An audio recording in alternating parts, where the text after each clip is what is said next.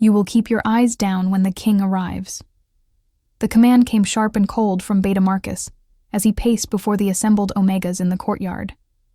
Kira stood in the back row, her fingers pressed against the hidden weight beneath her tunic, feeling the ancient metal warm against her ribs where she had bound it with cloth strips that morning.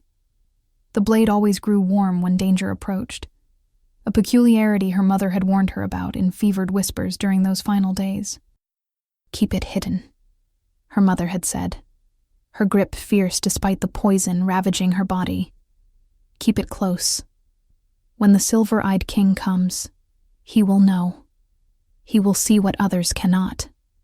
Kira had been 12 then and had not understood.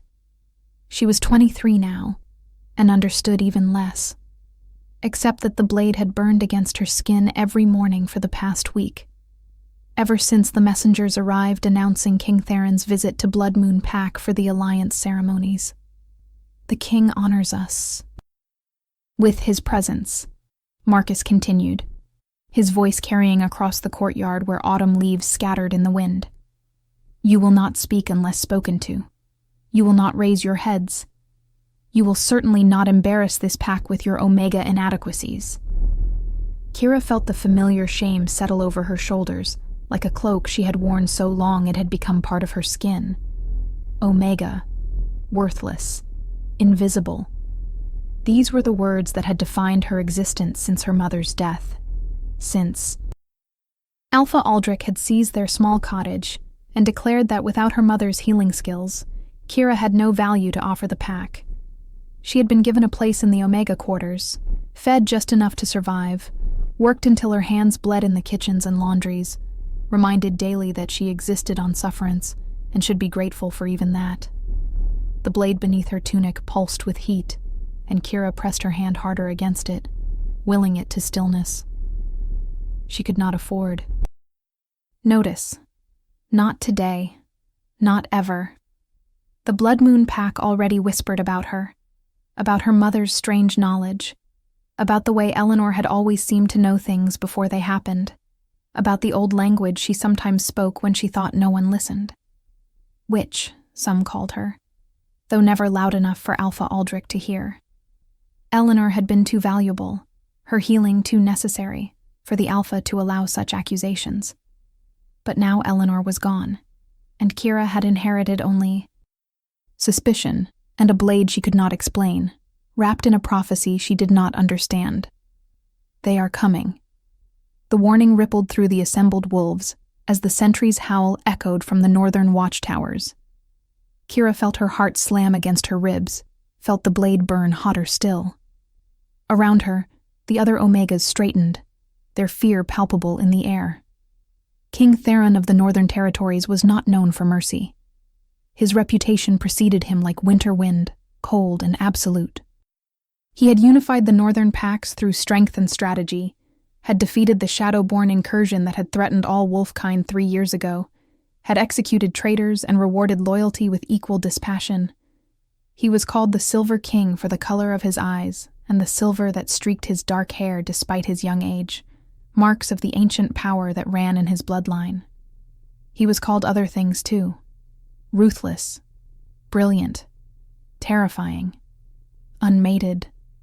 That last detail had sent tremors through every pack with an unmated daughter of status.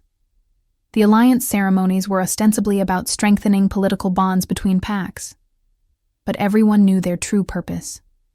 King Theron would choose a queen. Every eligible she-wolf of rank had been paraded before him at a dozen ceremonies over the past year, including Lady Seraphina of Blood Moon, Alpha Aldrich's niece, a woman of exceptional beauty and political cunning who had made no secret of her intention to claim the Aon position at the king's side. Kira had served at Seraphina's table often enough to know the lady's ambitions, to see the calculations behind her perfect smiles. Seraphina wanted power the way wolves wanted air, and she would destroy anyone who stood between her and the throne. The sound of hoofbeats thundered closer, and then they appeared at the gates. The king's guard came first, 20 warriors in silver armor astride massive war horses, their discipline evident in their perfect formation. Behind them rode King Theron himself, and even with her eyes lowered as commanded, Kira felt the weight of his presence like pressure against her skin. The air itself seemed to thicken, charged with the power that radiated from him. This was an alpha who needed no title to command submission. His authority was written in every molecule of the atmosphere, in the way the very earth seemed to steady itself beneath his horse's hooves. Alpha Aldrich. The king's voice carried across the courtyard. Deep and controlled, with an edge that suggested he saw far more than he revealed. Your hospitality is appreciated. The honor is ours, Your Majesty. Aldrich's response dripped with the obsequiousness he showed only to those more powerful than himself. Blood Moon Pack stands ready to serve. Kira kept her eyes fixed on the ground, watching the king's shadow move across the cobblestones as he dismounted. She could hear the measured cadence of his boots, could smell pine and winter air and something else, something that made her wolf stir for the first time in years. Her wolf had been silent since her mother's death, a ghost that barely acknowledged her existence.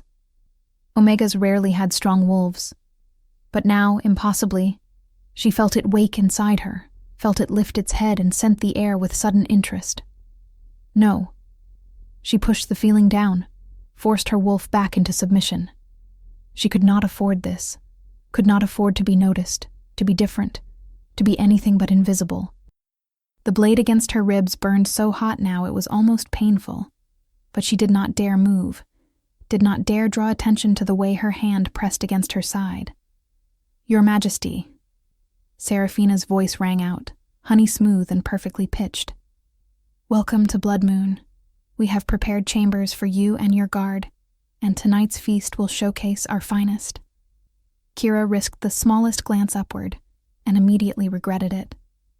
Lady Seraphina stood at the front of the assembled pack, resplendent in a gown of deep emerald that hugged her curves and set off the auburn of her hair. She was beautiful in the way of predators, all sharp edges and calculated grace, and she was looking at the king with an expression of carefully crafted desire mixed with deference, a look she had no doubt practiced in mirrors for months. But King Theron was not looking at Seraphina. His eyes, those legendary silver eyes that seemed to pierce through flesh and bone to see the truth beneath, were scanning the assembled pack, searching. And then they found Kira. Time stopped.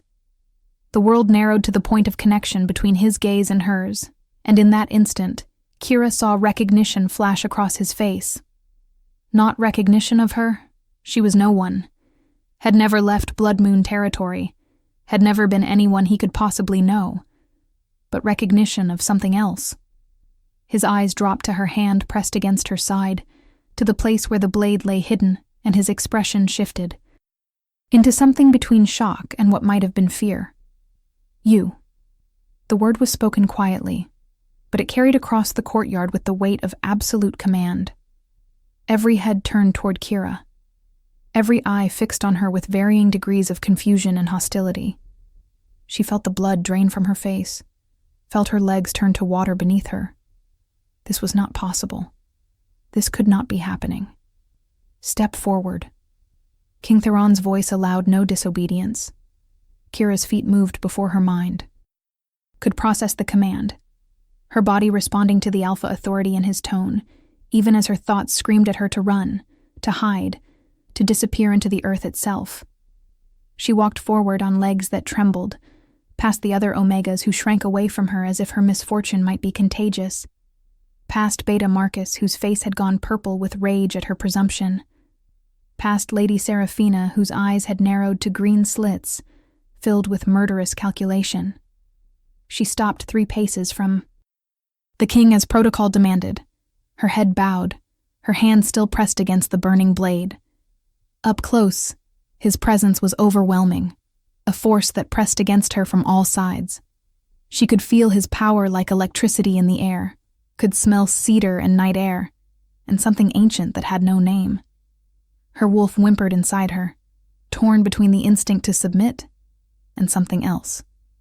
Something that felt dangerously like recognition. Show me. 2 words. Simple. Undeniable. Kira's Hands shook as she reached for the laces of her tunic. She could feel every eye on her, could hear the murmurs starting, could sense Beta Marcus moving forward to intervene. But King Theron raised one hand, and Marcus froze mid-step, held in place by nothing more than the king's will. The laces came free. Kira reached inside her tunic and pulled out the blade, still wrapped in its cloth binding. Even through the fabric it radiated heat now, pulsing like a living heartbeat. She unwrapped it, slowly, and gasps echoed across the courtyard as the metal caught the afternoon light. The blade was beautiful and terrible.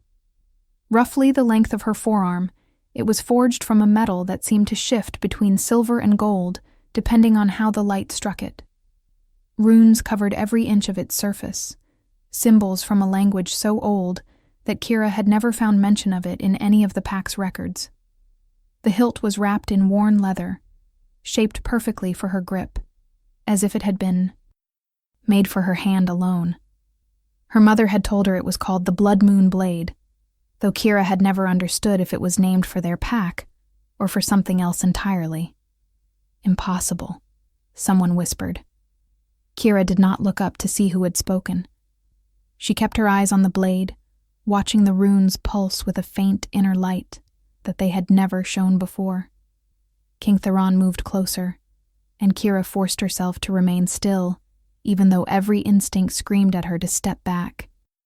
Reached out slowly, carefully, and when his fingers touched the blade's surface, light exploded outward.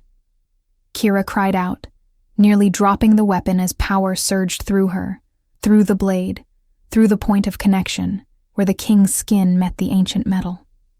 The runes blazed brilliant gold, and for one impossible moment, she saw. She saw a battlefield under a blood-red moon. She saw a woman who wore her face but was not her, standing back to back with a man who had silver eyes, both of them fighting against shadows that sought to swallow the world.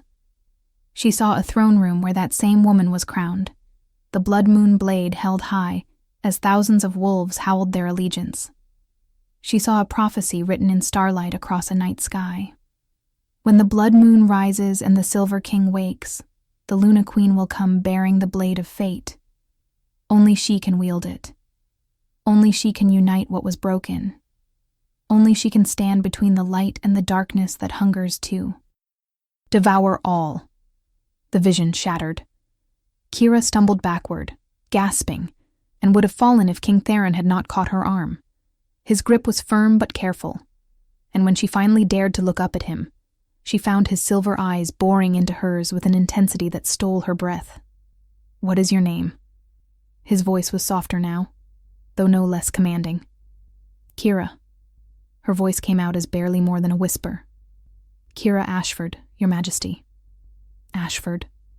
He repeated the name as if testing it, and something flickered in his expression. Eleanor's daughter. It was not a question. Kira nodded, too shocked to wonder how he knew her mother's name. Around them, the courtyard had erupted into chaos. Alpha Aldrich was shouting something about protocol and presumption. Lady Seraphina's face had gone white with fury. Beta Marcus was demanding that Kira be seized for carrying a forbidden weapon. But King Theron ignored them all. "Where did you get this blade?" "My mother gave it to me before she died." Kira's voice steadied slightly as she spoke of Eleanor. Whatever else was happening, whatever impossibility she had stumbled into, her mother had prepared her for this moment, even if Kira had not understood. She said it was my inheritance. She said when the silver-eyed king came, he would know what it meant. "Your Majesty?" Lady Seraphina's voice cut through the noise, sharp with barely controlled anger. "Surely there has been some mistake. This Omega cannot possibly be anyone of significance. The girl is nobody, a servant, the daughter of a healer who dabbled in forbidden arts. Whatever weapon she carries, it must be a forgery, a trick." King Theron turned to look at Seraphina, and Kira saw the lady take an involuntary step back from the ice in his gaze. "Are you questioning my judgment, Lady Seraphina?" "No, Your Majesty. Of course not." Seraphina's recovery was swift, her expression shifting to concern touched with confusion. I merely wish to protect you from deception. This girl has always been strange, secretive. Her mother filled her head with wild stories. It would not surprise me if this is some elaborate scheme to gain your attention. My attention is not so easily gained. The king's words carried a warning that made several wolves drop their gazes. He turned back to Kira, and his expression softened almost imperceptibly. But neither is this blade a forgery.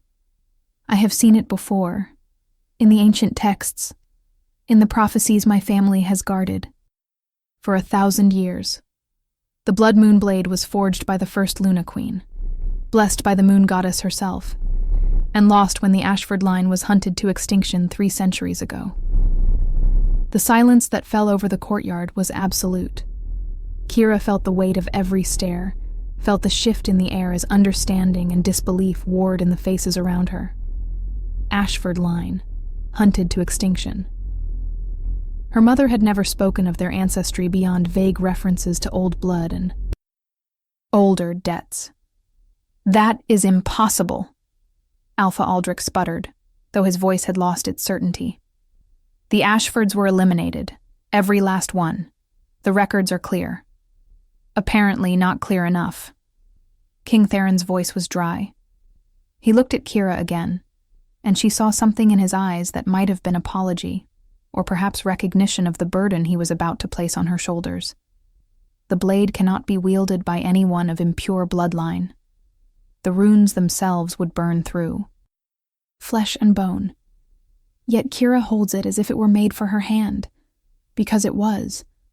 The blood moon blade responds only to the true heir of the Ashford line, to the Luna Queen foretold in prophecy. If you are enjoying this story, do not forget to leave a like and subscribe to the channel for more emotional stories like this one. This is madness. Lady Seraphina's voice rose, losing its careful control. You cannot seriously be suggesting that this Omega, this nobody, is somehow royalty? That she is the prophesied queen? Your Majesty, I beg you to consider the political implications. Blood Moon Pack has served faithfully. My uncle has prepared for your arrival for months. I have been groomed since childhood to stand at your side. This girl is nothing. This girl, King Theron said quietly, dangerously, is under my protection as of this moment.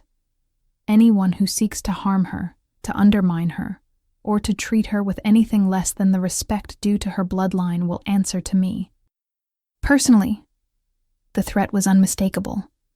Alpha Aldrich's face had gone from purple to ashen. Beta Marcus looked as if he might be sick. And Lady Seraphina, beautiful, ambitious Lady Seraphina, wore an expression of such hatred that Kira felt a chill run down her spine. This was not over. This was only beginning. Kira Ashford, King Theron said, and the formal use of her full name made her focus on him again. I invoke the right of recognition. By the authority granted to me as Alpha King of the Northern Territories and Guardian of the Ancient Covenants, I claim you under my protection and demand that you be given the honor and treatment befitting your bloodline until such time as your heritage can be fully verified and your destiny fulfilled. It was the most formal declaration Kira had ever heard, and she had no idea how to respond. Protocol demanded she kneel, but her legs would not obey. She stood frozen, the blade still held in her trembling hand, staring at the man who had just upended her entire existence with a handful of words. Her voice failed. She tried again. I do not understand, Your Majesty. I am nobody. I have always been nobody. How can I be what you say? Something softened in his expression. Something that looked almost like compassion. You are who you have always been, Kira. The world simply failed to recognize it. But your blood knows. Your blade knows. And I know. He turned to address Alpha Aldrich, though his hand remained on Kira's arm. Gesture of protection and possession that did not go unnoticed by anyone present. I will require private chambers for Kira, befitting her station. She will need appropriate clothing, attendants, and guards. I will also require access to any records your pack has regarding the Ashford family, as well as any documentation of Eleanor Ashford's time here. Of course, Your Majesty. Aldrich's agreement came through gritted teeth. Though I must confess, we have little information. Eleanor came to us 24 years ago, already carrying the child. She offered her healing services in exchange for sanctuary. We knew nothing of her background beyond her skills. She was running, King Theron said, though whether he was speaking to Aldrich or to himself was unclear. Hiding, protecting the last of the bloodline. He looked down at Kira again. Your mother was very brave, and very careful. She kept you alive when others would have seen you dead in your cradle. The words settled over Kira like a weight, dead in her cradle. Because of blood she had not asked for, a heritage she had never claimed, a prophecy she did not understand. Why? The question escaped before she could stop it. Why would anyone want me dead? Why was my family hunted? What did we do? What you did, King Theron said quietly, was stand between tyranny and the Pax. 300 years ago, when the Shadow King rose and sought to enslave all wolf-kind under his rule, it was Luna Queen Lyanna Ashford who led the resistance. She and her mate, Alpha King Aldeon, fought a war that lasted 20 years and cost countless lives. They won, but at a terrible price. The Shadow King was defeated, but not destroyed, merely banished to the void between worlds. And before he fell, he cursed the Ashford line, swearing that he would return when the bloodline was extinct, when there was no Luna Queen to stand against him. The courtyard had gone deathly silent. Even Kira, who had lived her whole life ignorant of these histories, felt the weight of the story, the truth of it resonating in her bones. The Shadow King's followers, Theron continued, hunted the Ashfords relentlessly. One by one, the line dwindled. A century ago, we believed the last had fallen. But Eleanor survived, hidden by allies, protected by those who still believed in the prophecy. She lived long enough to birth you and to pass you the blade that cannot be destroyed, cannot be stolen, and cannot be wielded by any hand but the true heirs. He paused, his silver eyes holding Kira's with an intensity that made her breathless. The signs are all around us. The shadow creatures that have been appearing at the borders of our territories. The darkness that has been spreading through the spirit realm, the way the moon's light has been waning these past years. The Shadow King is returning, Kira, and you are the only one who can stop him. The world tilted. Kira felt the ground sway beneath her feet, felt her vision narrow to a tunnel. This could not be real, could not be happening. She was a nobody, an omega, a girl who scrubbed floors and kept her head down and dreamed of nothing more than surviving another day. She was not a queen. She was not a savior. She was not whatever this prophecy demanded her to be. I cannot, she whispered. Your Majesty, I cannot. You have made a mistake. I am weak. I have no training, no power. My wolf barely speaks to me. I am not what you need. You are exactly what I need. His voice was firm, brooking no argument. The blade would not have chosen you otherwise. Your blood would not sing with power if you were truly as powerless as you believe. You have been suppressed, Kira, held down, and made small by those who feared what you might become. But that ends now. He raised his voice to address the assembled pack. Kira Ashford is under the protection of the crown. Anyone who wishes to challenge this, step forward now. No one moved. Even Lady Seraphina, for all her fury, was not foolish enough to directly oppose the Alpha King. But Kira could feel the hostility radiating from multiple directions, could sense the plots already forming in minds that saw her as a threat or an obstacle. She had gone from invisible to the most dangerous person in the pack in the span of minutes, and she had no idea how to survive what came next. "Come," King Theron said, his tone gentling slightly. "You look ready to collapse. We will speak more when you have had time to process this. But understand, Kira, whether you feel ready or not, your destiny has found you. The only question now is whether you will rise to meet it." He guided her toward the castle, his hand still on her arm, his presence a shield against the stares and whispers that followed them. Kira clutched the blade to her chest, feeling its warmth pulse in rhythm with her heartbeat, and wondered if she had just been saved or condemned. The chambers they gave Kira had once belonged to Alpha Aldrich's deceased mate, a fact that was not lost on anyone. They were beautiful in a way that felt like mockery, all silk hangings and polished wood and windows that overlooked the forest. Kira stood in the center of the room, still wearing her simple Omega tunic, still clutching the blade, and felt more lost than she had ever felt in her life. A knock sounded at the door, and before she could answer, it opened to admit 2 women. One was elderly, her hair silver and her eyes kind, despite the wariness in their depths. The other was young, perhaps Kira's age, with nervous hands and a gentle expression. "Miss Ashford," the older woman said, her use of the title both strange and somehow right. "I am Marta, and this is Lyra. The king has assigned us as your attendants. We are here to help you prepare for tonight's feast." "I cannot go to the feast," Kira said immediately. "I do not belong there. I do not even know how to behave at a formal dinner." "Then we will teach you," Marta said simply. She moved into the room with the confidence of someone who had served nobility before. "The king has commanded your presence at his side. You will attend." At his side. The words made Kira's heart stutter. Lady Seraphina will be there. Lady Seraphina will have to accept the new reality, just as we all must. Marta's voice was neutral, but Kira caught a flicker of something in her expression.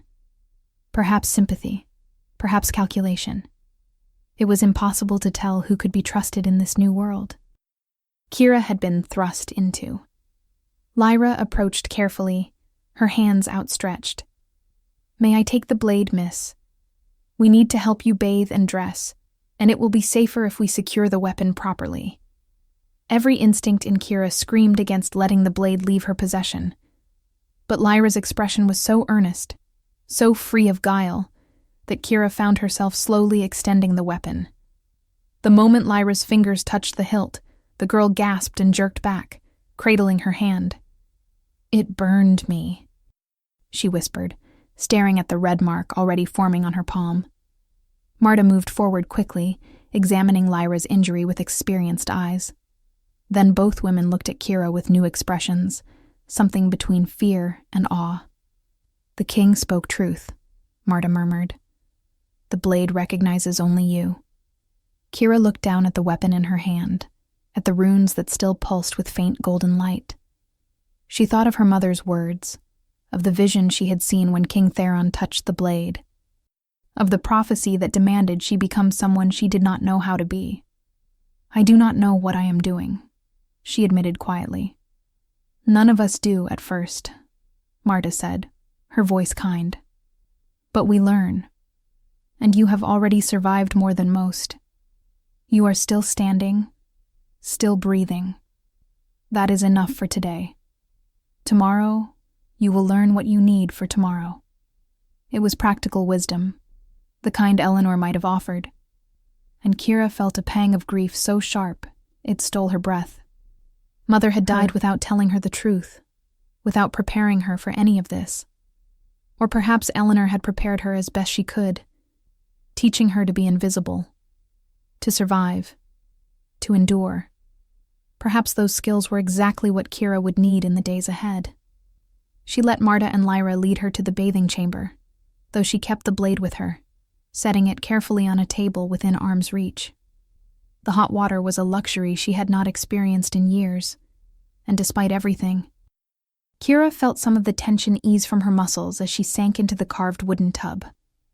Lyra washed her hair with gentle hands, using soaps that smelled of lavender and rosemary, while Marta bustled about selecting clothing from a wardrobe that had been hastily filled with gowns in Kira's size. How they had managed it so quickly, Kira did not know. Perhaps the king traveled with seamstresses. Perhaps these were gowns that had been intended for Lady Seraphina. Perhaps this was all still a dream, and she would wake in her narrow cot in the Omega quarters, cold and hungry and invisible once more. "The king is not married," Lyra said suddenly, then blushed at her own boldness. "I am sorry, miss. That was inappropriate." "It is fine," Kira said, though her heart had started racing again. "I do not understand his interest. He could have any she-wolf in the kingdom. Why would he claim me as anything other than a curiosity?" "Because the prophecy names you," Marta said from the doorway. She held a gown of deep midnight blue, simple in design, but clearly expensive in fabric. "Because the blade chose you. Because, if the old stories are true, the Luna Queen and the Silver King are fated mates, bound by destiny and the will of the moon goddess herself. Fated mates." The words hung in the air, heavy with implication. Kira had dreamed of finding her fated mate once, years ago, before life had taught her that Omegas did not get such gifts. The mate bond was rare, precious, and typically reserved for wolves of power and status. It was not for girls who scrubbed floors and tried not to exist. "That is just a story," Kira said, but her voice lacked conviction. After everything that had happened today, who was she to say what was story and what was truth? "The king believes it," Marta replied, "and King Theron is not a man given to flights of fancy. If he has claimed you under his protection, if he has invoked the right of recognition, then he has seen something in you that confirms the prophecy. The question is not whether you are who he says you are. The question is whether you will accept it." Kira climbed from the bath, letting Lyra wrap her in a towel that was softer than anything she had ever felt. She looked at herself in the mirror, really looked, perhaps for the first time in years. She saw a young woman, thin from too little food and too much work, with dark hair that fell in waves past her shoulders when it was clean and combed. She saw eyes the color of amber. Her mother's eyes, wide with fear and confusion, but not entirely without strength. She saw the faint scars on her hands from years of hard labor, the hollow of her cheeks, the tension in her shoulders. She did not look like a queen. But perhaps, she thought, as she let Marta help her into the midnight blue gown, perhaps queens were not born looking the part. Perhaps they were forged from girls who had learned to survive impossible things. The gown fit perfectly, hugging her curves, and falling to the floor in elegant folds. Lyra arranged her hair, leaving it mostly loose, but weaving small braids decorated with silver beads through the strands. Marta fastened a simple silver circlet around Kira's brow, nothing ornate but enough to mark her as someone of significance. When they were finished, Kira barely recognized herself. "Beautiful," Lyra breathed. "The king will not be able to look away." "The king needs to look away," Kira muttered. But she could not deny the flutter of something in her chest. Fear, certainly. But also, dangerously, a thread of hope. What if this was real? What if she truly was meant for something more than the life she had been living? What if her mother's death and her years of suffering had led to this moment, this chance to become someone who mattered? A sharp knock interrupted her thoughts, and the door opened without waiting for permission. Beta Marcus stood in the doorway, his expression thunderous. "The king requires your presence in the great hall," he said, his voice dripping with resentment. "You are to sit at his right hand. Do try not to embarrass us all with your Omega ignorance." Kira felt Marta stiffen beside her, felt her own temper flare in response to the deliberate insult. But before she could respond, another voice cut through the tension. "Beta Marcus." King Theron appeared behind Marcus, his presence immediately dominating the space. "I believe I gave explicit instructions that Kira was to be treated with Respect. Your tone suggests you have forgotten those instructions. Marcus paled but did not back down entirely. Your Majesty, I meant no disrespect. I merely seek to remind the girl of the importance of tonight's gathering. Many powerful wolves will be present. We cannot afford missteps. The only misstep I see is yours, Theron said coldly. You are dismissed. I will escort Kira myself. Marcus opened his mouth, perhaps to protest, then seemed to think better of it. He bowed stiffly and retreated, though the hatred in his eyes as he glanced at Kira promised future trouble. King Theron stepped into the room, and Kira felt her breath catch. He had changed from his travel clothes into formal attire, a tunic of deep charcoal accented with silver that emphasized his broad shoulders and the lean strength of his frame. His dark hair was pushed back from his face, revealing the striking angles of his features and those silver eyes that seemed to see straight through her. You look beautiful, he said simply, and the genuine appreciation in his voice made Kira's cheeks heat. Thank you, Your Majesty, she managed. You do not need to call me that when we are private, he said, moving closer. My name is Theron. I would like you to use it. That would not be appropriate, Kira protested. I am far below your station. You are my equal, he corrected gently. Or you will be once you fully embrace what you are. But I will not force familiarity. Call me what feels comfortable, Kira. The use of her given name, spoken in that deep voice, sent shivers down her spine. She clutched the blade, which she had insisted on keeping with her, and tried to steady herself. I do not know how to do this, she admitted. I do not know how to walk into that hall and pretend I belong there. Everyone will know I am a fraud. You are not a fraud. Theron reached out and tilted her chin up with gentle fingers, forcing her to meet his eyes. You are exactly who the prophecy says you are. The blade proves it. Your blood proves it. And I will be beside you every moment. You are not alone in this, Kira. I swear it. The sincerity in his voice made her want to believe him, made her want to trust that this impossible situation might somehow work out. But she had learned long ago that wanting something did not make it true. Why? She asked suddenly. Why do you care? If the prophecy is real, if I truly am this Luna Queen, then surely I am just a tool to you, a weapon to wield against the Shadow King. Why bother with kindness? Something flickered in Theron's expression, something that looked like pain. Because I know what it is to be used, he said quietly. I have been the Silver King since I was 16, since my father died defending the northern border. I have spent 12 years making decisions that cost lives, bearing responsibilities I never asked for, being what everyone needed me to be, rather than what I might have chosen. I will not do that to you. Kira, I will not make you a tool or a weapon.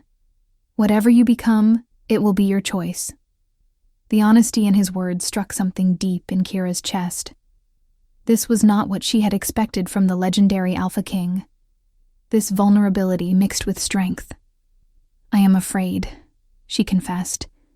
I am terrified that I will fail, that I will let everyone down, that I will die because I am not strong enough, or smart enough, or whatever enough to be what you need. Then we will be afraid together, Theron said, and the corner of his mouth lifted in the smallest smile. Because I am equally terrified that I will fail to protect you, that I will not be able to teach you what you need to know, that I will lose you before we even have a chance to discover what we might be to each other. What we might be to each other. The words hung between them, heavy with possibility. Kira felt the mate bond pull, faint but present, a thread connecting her heart to his. She had never felt anything like it. Before, this sense of recognition, of rightness, as if her soul had been waiting for this moment without her conscious knowledge. Is it real? She whispered. The mate bond? Do you feel it too? Yes. No hesitation, no doubt. I have felt it since the moment I saw you. The prophecy spoke of it. but I did not truly understand until today. You are mine, Kira Ashford, and I am yours, if you will have me. If you will have me. As if she had a choice. As if a nobody Omega could refuse the Alpha. But when Kira looked into Theron's eyes, she saw something that suggested he truly meant it, that he would honor her choice, whatever it might be. I do not know how to be anyone's, she said honestly. I have been alone so long. Then we will learn together, Theron replied. He offered his arm, formal and courteous. Come, let us face the wolves together. And remember, you carry the blood moon blade. You are descended from the Luna Queen who saved all wolfkind. That blood runs in your veins. Kira, let them see it. Kira took his arm, feeling the solid strength of him, the warmth that radiated through the fabric of his tunic. She straightened her spine, lifted her chin, and let him lead her from the chamber toward whatever awaited in the great hall. The corridor seemed to stretch forever, each step bringing them closer to the moment when Kira would have to face the pack that had dismissed her as worthless for so long. She could hear the noise from the great hall, the sound of dozens of voices raised in conversation and laughter, the clink of glasses, and the rustle of fine clothing. At the entrance, Theron paused and looked down at her. Ready? No, Kira thought. I will never be ready. But she nodded anyway, because what choice did she have? Good.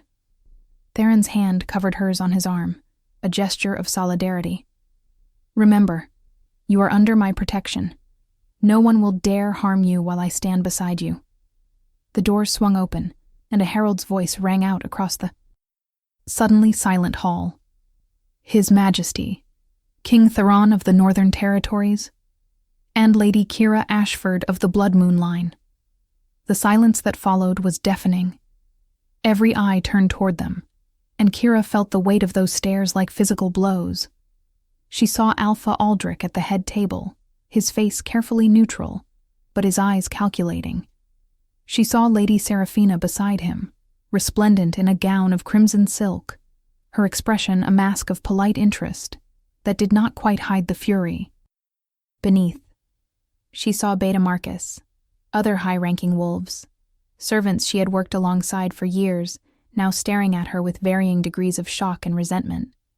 And she saw the King's Guard, 20 warriors who had positioned themselves strategically around the hall, their hands never far from their weapons, their eyes alert for any threat to their king or to the woman he had claimed as his own. Theron led her through the hall with unhurried confidence, his bearing regal and unshakable. Kira focused on putting one foot in front of the other, on breathing, on not tripping over the unfamiliar gown. They reached the head table, and Theron pulled out a chair for her, the one directly to his right, the position traditionally reserved for the highest-ranking female present. Lady Seraphina's position. Seraphina's smile did not waver, but Kira saw her hands clench briefly before she relaxed them.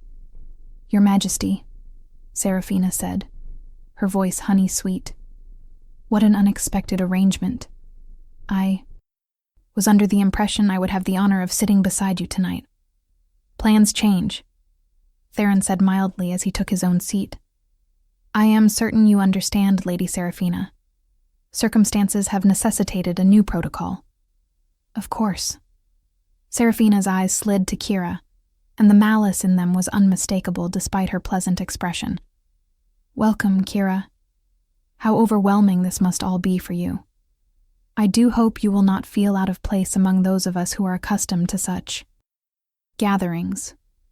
The insult was delicate but clear. Kira felt heat rise in her cheeks, felt the old shame trying to reassert itself.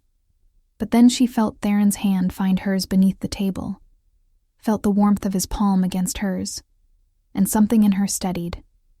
I appreciate your concern, Lady Seraphina, Kira said, keeping her voice level. But I find that adaptability is one of my strengths. I have learned to be comfortable in many situations. It was not much of a retort, but it was more than Kira would have dared a day ago. Seraphina's smile tightened fractionally before she turned her attention to Alpha Aldrich, engaging him in conversation about hunting prospects for the coming winter. What do you think will happen next? Leave your predictions in the comments below. The feast began with a procession of dishes that Kira had often prepared herself, working long hours in the kitchens to create meals she would never taste. Now she sat at the high table, expected to navigate silverware she had polished but never used, to make conversation with wolves who had never acknowledged her existence. It was surreal and terrifying, and she found herself relying heavily on observation, watching how others ate and drank and spoke, mimicking their behaviors as best she could. Theron was a steady presence beside her, occasionally murmuring quiet guidance, pointing out which fork to use, explaining the significance of certain toasts. His patience and discretion made Kira's throat tight with gratitude. He could have left her to flounder, could have used her ignorance to demonstrate why she did not belong in this world. Instead, he helped her navigate it, his support unwavering. "You are doing well," he said quietly, his voice meant only for her ears. "Better than I did at my first formal dinner. I used the finger bowl as a soup course and my father nearly had an apoplexy." The image was so unexpected that Kira found herself smiling despite her nerves. "Truly?" "Truly." His eyes held warmth and understanding. "We all stumble, Kira. The key is to keep walking forward." Before Kira could respond, a commotion at the far end of the hall drew everyone's attention. A messenger had entered, his clothes dusty from hard travel, his expression urgent. He made his way quickly to the high table and bowed deeply before King Theron. "Your Majesty, I bring news from the eastern border. It is urgent." Theron's expression shifted immediately to one of focused intensity. "Speak." "Shadow creatures, Your Majesty. A dozen of them appeared at the Silverwood border 2 nights ago. They attacked a patrol, killed 3 wolves before the rest could drive them back. But that is not the worst of it." The messenger hesitated, his eyes flickering briefly to Kira before returning to the king. "They spoke, Your Majesty. Shadow creatures have never been known to speak before, but these did. They said to tell the Silver King that the time of prophecy draws near, that the veil grows thin, and that no Luna Queen will save us this time. They said the Shadow King remembers, and he is coming." The hall erupted into noise, wolves shouting questions and concerns, the careful veneer of the formal dinner shattering. But Kira barely heard any of it. Her attention was fixed on the blade at her side, which had grown suddenly cold. So cold it was almost painful even through the leather sheath Marta had fashioned for it. Theron stood, his movement commanding immediate silence. "When did this attack occur?" 2 nights ago, Your Majesty. I rode without stopping to bring you the news." "You have done well." Theron's voice was grim. He turned to his captain of the guard. "Prepare the men. We ride for Silverwood at first light. If the shadow creatures are growing bold enough to speak and to linger after attacks, then the situation is worse than we feared. Your Majesty." Alpha Aldrich rose as well, his expression troubled. "If you will permit, Blood Moon warriors stand ready to accompany you. These shadow creatures threaten all our territories." "Your offer is appreciated and accepted," Theron replied. He looked down at Kira, and she saw the conflict in his eyes. "I must go.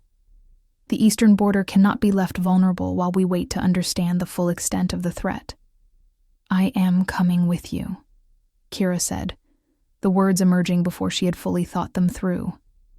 The idea of being left behind, of facing Lady Seraphina and the hostile Blood Moon wolves, without Theron's protection, was unbearable. But more than that, some instinct told her that she needed to see the shadow creatures for herself, needed to understand the enemy that the prophecy claimed only she could defeat. "Absolutely not," Theron said immediately. "It is too dangerous." "I am the one the prophecy speaks of," Kira countered, finding courage from somewhere deep inside. "I am the Luna Queen, or I am supposed to be. How can I learn to be what you need if I hide away from the very thing I am meant to fight?" She has a point, Your Majesty. One of the king's advisors spoke up, an older wolf named Gareth, who had been introduced to Kira earlier. If the shadow creatures are already speaking of her, then they know of her existence. Hiding her will not make her safer, and if the prophecy is true, she may need to see them, to understand them. It is too soon, Theron argued, though Kira could see him wavering. She has no training, no control of her powers. We do not even know if her wolf is strong enough to defend her if attacked. Then I will learn, Kira said firmly. I have to start somewhere, Your Majesty, and I would rather be beside you, where I can see what is happening, than left behind to wonder and worry. Their eyes met and held, and Kira saw the moment Theron accepted the logic of her argument, even as he hated it. You will stay close to me at all times, he said finally. You will obey my commands without question if we encounter danger. And you will begin combat training immediately, starting tonight. If you are coming into battle, you will do so with at least the basic skills to defend yourself. Agreed, Kira said, relief flooding through her. Lady Seraphina rose gracefully, her expression one of concern that might have been convincing if Kira had not seen the calculation behind it. Your Majesty, if I may, perhaps it would be wise if I accompanied you as well. I have some small skill with healing herbs, and my presence might help. Ease tensions with the border packs who know me. Additionally, I could assist in chaperoning Lady Kira, as propriety would suggest she not travel alone with your guard. The offer was smooth, reasonable, and completely transparent. Seraphina wanted to remain close to Theron, wanted to undermine whatever was developing between him and Kira, wanted to ensure that she did not lose her position as his intended queen without a fight. Theron's expression was unreadable. Your offer is noted, lady. Seraphina, I will consider it and provide my answer before we depart. It was neither acceptance nor rejection, and Seraphina was too politically savvy to push further in public. She inclined her head gracefully and resumed her seat, but her eyes when they met Kira's were full of promise. This was not over, not by a long shot. The feast continued, but the mood had shifted from celebration to tension. Wolves spoke in low voices about the shadow creature attack, about what it meant, about whether the ancient evil truly was returning as the prophecy had warned. Kira felt their fear like a living thing in the air, and beneath it, she felt their resentment toward her. She was the symbol of this threat, the reminder that their world was changing in ways they did not understand and could not control. When the meal finally ended and Theron escorted her back to her chambers, Kira felt exhausted in a way that had nothing to do with physical labor. You did well tonight, Theron said, as they paused outside her door. I know it was difficult. Everyone hates me, Kira said flatly. They see me as an interloper, a threat, or worse, a fraud. Even your own advisors look at me with doubt. They will come to accept you, Theron said, though his tone suggested he was not entirely convinced. Give them time. We may not have time. Kira touched the blade at her side, feeling its unnatural cold. If the shadow creatures are already active, if the Shadow King is truly returning, then whatever the prophecy requires of me needs to happen soon, and I am nowhere near ready. Then we will make you ready. Theron's hand came up to cup her cheek, his touch gentle despite the strength in his fingers. I meant what I said earlier, Kira. You are not alone in this. Whatever you need to become the Luna Queen, whatever training or knowledge or support, I will provide it. I will stand beside you.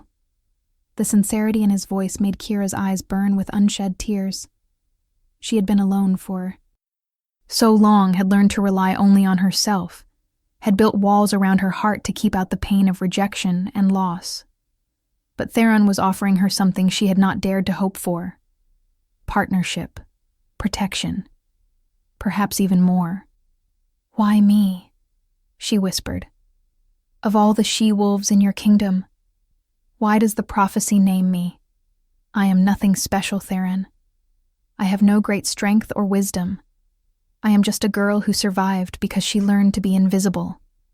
You survived, Theron said, his thumb brushing across her cheekbone. Because you are stronger than you know. You survived years of mistreatment and never lost your kindness. You survived grief and loss and never became bitter. You survived being made to feel worthless without believing it in your heart. That is the strength the prophecy saw in you, Kira. Not power or status, but an unbreakable core that refused to be destroyed, no matter how hard the world tried. The words broke something open inside Kira, some dam that had been holding back years of pain and doubt. Tears spilled over, tracking down her cheeks, and she was mortified by her own weakness. But Theron did not pull away. Instead, he drew her into his arms, letting her cry against his chest, his hand stroking her hair with infinite patience. "I am sorry," she gasped when the tears finally subsided. "I am sorry. I should be stronger." "You are strong enough to let yourself feel," Theron said quietly. "That is a different kind of strength, but no less important. Cry if you need to, Kira. Rage if it helps. Be vulnerable with me. I will keep you safe while you do. If you want to see how this story ends, make sure you are subscribed with notifications on." Kira pulled back slightly, looking up at him through tear-wet lashes. In the dim light of the corridor, his silver eyes seemed to glow with an inner fire, and the connection between them, that thread of fate that bound them together, pulled taut. She felt it in her chest, in her soul, a recognition that went beyond words or logic. This man was hers, and she was his. Destined or not, prophecy or not, the bond was real. "Kiss me," she whispered, the words escaping before she could second-guess them. Theron went very still. "Kira, you have been through so much today. I do not want to take advantage of your emotional state." "You are not taking advantage," she insisted. "I am asking. I am choosing. For once in my life, I am choosing something for myself, and I choose this. You. I choose, please." For another long moment, Theron simply looked at her, his eyes searching hers for any hint of doubt or coercion. Then, finding only honesty and desire, he lowered his head and kissed her. It was gentle at first, a soft brush of lips that sent sparks racing through Kira's entire body. But when she made a small sound of pleasure and pressed closer, the kiss deepened, became something hungry and claiming. Theron's arms tightened around her, and Kira felt his wolf rise to meet hers, felt the mate bond flare bright and hot between them. Her wolf, silent for so long, surged to life inside her, stronger than Kira had ever felt it, crying out in recognition and joy. Mine. Ours. Mate. When they finally broke apart, both breathing hard, Kira felt fundamentally changed.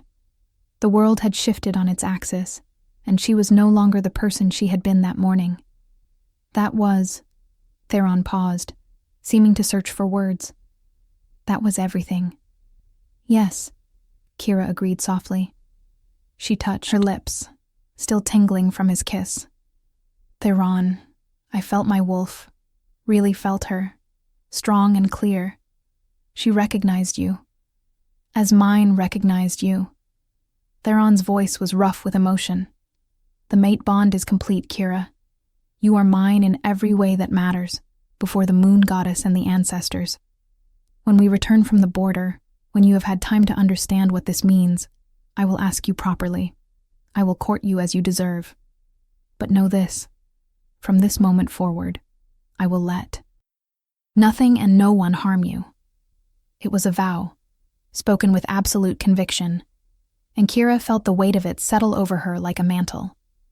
She was no longer alone, no longer unprotected, no longer invisible. "I should let you rest," Theron said reluctantly, though his hands remained on her waist, as if he could not quite bring himself to let go. "We have a long journey tomorrow, and you will need your strength. Will you truly make me train tonight? Kira asked, remembering his earlier declaration. Theron's mouth curved in a slight smile. Perhaps we can start tomorrow night instead.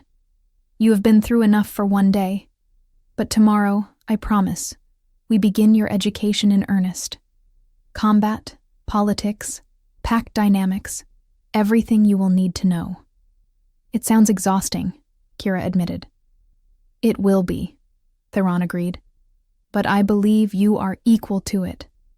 Sleep now, Kira. I will have guards posted outside your door. Wolves, I trust absolutely. You are safe here. He kissed her. Forehead gently, a benediction, then stepped back. Kira watched him walk away down the corridor, his bearing as regal and controlled as ever, despite what had just passed between them.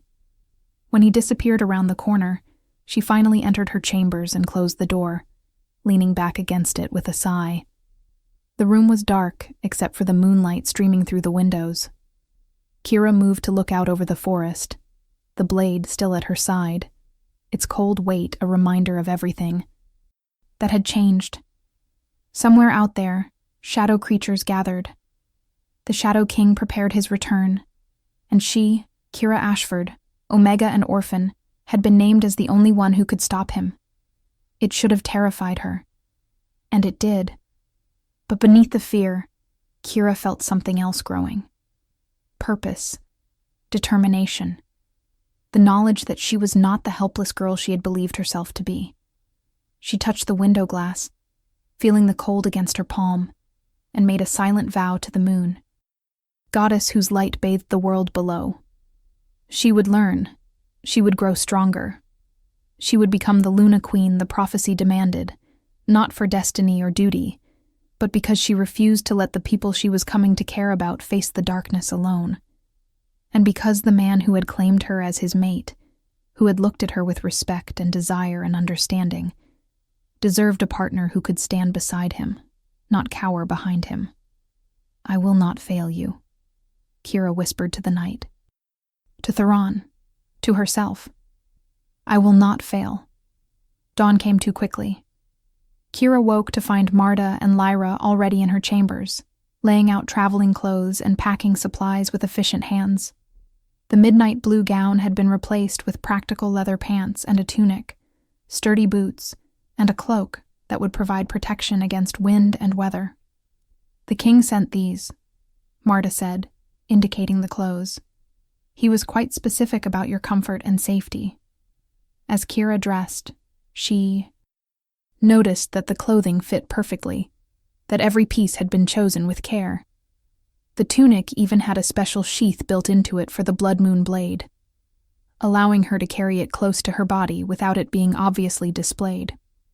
Small considerations that spoke of thoughtfulness and attention to detail. When she emerged from her chambers, she found Theron waiting in the corridor, already dressed for travel in dark leather and silver-chased armor. He looked every inch the warrior king, dangerous and competent, and Kira felt her breath catch at the sight of him. Good morning, he said, his eyes warming as they took her in. Did you sleep well? Well enough, Kira lied. She had spent half the night alternating between replaying their kiss and worrying about what lay ahead. Liar, Theron said mildly, but there was affection in his tone. Your eyes have shadows beneath them, but we can discuss proper sleep schedules later. For now, we need to move. The shadow creatures are not known for their patience. The courtyard was chaos, filled with warriors preparing horses and checking weapons, supplies being loaded onto pack animals, orders being shouted across the space. Kira saw Lady Seraphina standing near her own mount, dressed in traveling leathers that somehow managed to look both practical and elegant. The lady caught Kira's eye and smiled, a sharp expression that promised trouble. Lady Kira, Seraphina called out, her voice carrying across the courtyard. I do hope you are comfortable with horses. The journey to Silverwood is long and quite arduous for those unaccustomed to such travel. It was another delicate insult, a reminder that Kira had never traveled beyond Blood Moon territory, had never ridden for anything more than short trips to gather herbs in the forest. But before Kira could formulate a response, Theron stepped close to her side. "Kira will ride with me," he said, his tone brooking no argument. "It will allow me to brief her on what to expect at the border and ensure her safety on the journey." Seraphina's smile faltered slightly, but she recovered quickly. "Of course, Your Majesty. How thoughtful of you to provide such personal attention." The words were innocent enough, but the implication was clear. By having Kira ride with him, Theron was making a public declaration of his favor and protection, a statement that would not go unnoticed by anyone present. It was a political move as much as a practical one, and Kira found herself grateful for his support, even as she worried about the resentment it would generate. Theron led her to a massive war horse, a gray stallion that stood at least 18 hands high and looked as if it could crush her with one hoof. "This is Tempest," Theron said, stroking the horse's neck with obvious affection. "He is my primary mount and has carried me through more battles than I care to count. He will keep you safe." "He is magnificent," Kira said honestly, though she felt a flutter of nerves at the prospect of riding such a powerful animal. "And terrifying." "A healthy combination," Theron agreed, with a slight smile. He mounted in one fluid movement, then reached down to help Kira up. She placed her foot in the stirrup and let him pull her up behind him, settling into the saddle with her arms wrapped around his waist. The position was intimate. Her body pressed against his back, her face level with his shoulder. She could smell leather and pine and the scent that was uniquely Theron, and despite the circumstances, she felt a flutter of warmth in her chest. "Comfortable?" Theron asked, glancing back at her. "Yes," Kira said, tightening her grip slightly. "This is actually rather nice." She felt his chuckle more than heard it, a vibration through his back. "Hold on tight. Tempest moves fast when we need him to." The signal was given, and the entire company began to move, flowing out of the courtyard and through Blood Moon territory toward the eastern border. They traveled in formation, with Theron and his personal guard at the center, surrounded by rings of warriors from both his own forces and the Blood Moon volunteers. It was an impressive display of strength and organization, and Kira felt a sense of security despite the danger they were riding toward. As they rode, Theron spoke quietly, educating Kira about what they might face. "Shadow creatures are not natural beings," he explained. "They are manifestations of dark magic, fragments of the shadow. King's power given form and purpose. They cannot be killed in the traditional sense, only dispersed and sent back to the void. Silver wounds them more effectively than steel, and fire is their weakness. But the most important thing is that they feed on fear. They sense it, amplify it, use it to paralyze their victims." "How do you fight something that feeds on fear?" Kira asked, troubled by the concept. "By mastering your fear," Theron replied. "Not eliminating it, that is impossible for anyone. With sense, but acknowledging it and refusing to let it control you. It is one of the first lessons you will learn in combat training. Fear is information, not instruction." Kira absorbed this, tucking it away to examine later. The journey continued through the day, with brief stops to rest the horses and allow the warriors to eat. Kira noticed how Theron's guard remained constantly alert, their eyes scanning the tree line, their hands never far from their weapons. This was not a leisurely journey, but a military operation, and the tension among the troops was palpable. As afternoon faded toward evening, they reached the eastern border of Blood Moon territory and crossed into the neutral lands that separated the packs. The forest grew denser here, the trees older and more twisted, their branches creating a canopy so thick that little sunlight penetrated to the forest floor. The temperature dropped noticeably, and Kira found herself pressing closer to Theron for warmth. "We are close to Silverwood now," Theron said quietly. "Stay alert. The shadow creatures attacked near here. and they may still be in the area. As if summoned by his words, a howl split the air, long and mournful and utterly inhuman. Kira felt ice slide down her spine as the sound echoed through the trees, and Tempest shifted nervously beneath them. All around them, the warriors drew weapons and tightened formation. "Shadow creatures ahead," one of the scouts reported, riding back at full gallop. "At least 10 of them, Your Majesty, gathered around what looks like a ritual circle. They have not attacked yet, but they are aware of our presence." Theron's entire demeanor changed, shifting from the gentle man who had kissed Kira last night to the warrior king who had unified the North. "Formation Delta," he commanded, his voice carrying absolute authority. "Protect the king's companion at all costs. If I give the signal, retreat immediately." "I am staying with you," Kira said quickly, feeling him. "Prepare to dismount and leave her with the guard." "We discussed this. I need to see them." "You need to stay alive," Theron countered. But there was resignation in his voice. He knew she would not be swayed. "Fine. But you stay on Tempest. And if I tell you to run, you run. Understood?" "Understood," Kira agreed, though she had no intention of fleeing and leaving him to face danger alone. The mate bond would not allow it, even if her common sense might have argued otherwise. They moved forward. Slowly, the entire company advancing as one toward the location the scout had indicated. The forest grew darker with each step, the shadows seeming to deepen and pulse with unnatural life. Kira felt the blade at her side grow colder still, until it was like carrying a piece of ice against her ribs. And then they saw them. The shadow creatures were exactly as their name suggested, beings made of darkness and malice given barely corporeal form. They stood in a rough circle around a clearing where symbols had been drawn in what looked disturbingly like blood, their shapes vaguely humanoid but wrong in ways that made Kira's eyes hurt to look at them directly.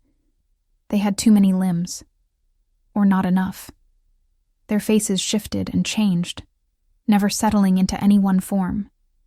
And their eyes glowed with a sickly green light that spoke of hunger and hatred and ancient evil. "The Silver King comes," one of them spoke, its voice a rasping whisper that seemed to come from everywhere and nowhere. At once. "And he brings the Luna's daughter. How thoughtful. The Shadow King will feast on her power when he returns." "The Shadow King remains trapped in the void," Theron said, his voice steady despite the tension Kira could feel in his body. "He has no power here." "No power?" The creature that had spoken laughed, a sound like breaking glass. "He has enough power to send us. Enough power to thin the veil. Enough power to ensure that when the blood moon rises 3 nights hence, he will walk this world again. And all your prophecies and pretty Luna queens will not stop him. 3 nights. The words hit Kira like a physical blow. The Shadow King would return in 3 nights, during the blood moon. The prophecy was not some distant future possibility. It was immediate, urgent, and she was nowhere near ready to face it. "Kira," Theron said quietly, urgently, "do you feel anything from the blade? Any pull or power?" Kira focused on the weapon at her side, trying to sense beyond its unnatural cold. And there, beneath the ice, she felt something else. A warmth, faint but growing, like embers being fanned to life. The blade was responding to the shadow creature's presence, responding to her need, responding to the danger that threatened the man she was bonded to. "It is warming," she whispered, "like it is waking up." "Then hold it," Theron commanded. "Draw it. Let us see what happens." Kira reached for the blade with trembling hands, the moment her fingers wrapped around the hilt. Power surged through her, stealing her breath and making her vision white out for an instant. When it cleared, the blade was in her hand, and it was glowing.